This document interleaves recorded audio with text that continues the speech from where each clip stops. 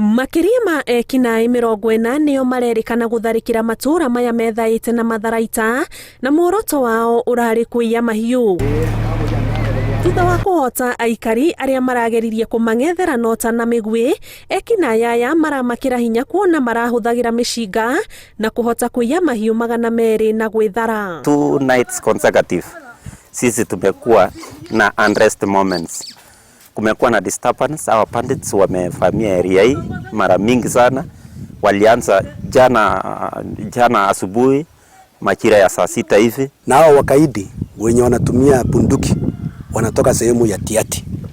So wamechukua hiyo mifuko mpaka saa hii hatujawahi kupata hizo mifuko mpaka sasa, na askari wamejaribu kufuata na hawajapata mpaka saa hii. That is the reality of what happened last night.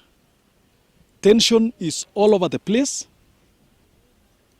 Our people are scared and we are actually staring at a humanitarian crisis. Mũmbunge wa Baringo ya mũhuro Charles Kamuren aroria thirikari gũcokereria birigicani cia kũhĩtana na Ekinai aya iria maraugera rũgamĩtio nĩguo kũhe mweke atongoria kũiguithia arĩa mena mĩcinga mamitherende kũrĩ thirikari. Wakati ule mulipatia hawa viongozi wa Tiati nafasi ya siku 30 mukasimamisha operation.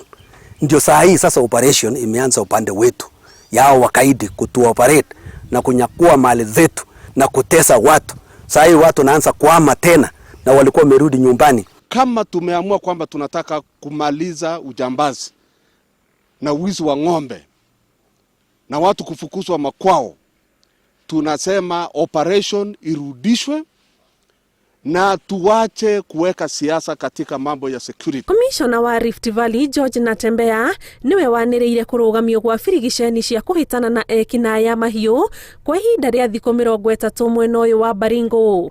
Tharĩkĩra ta ici ikoretwo ikĩhanĩka kuma mwaka wa 2013.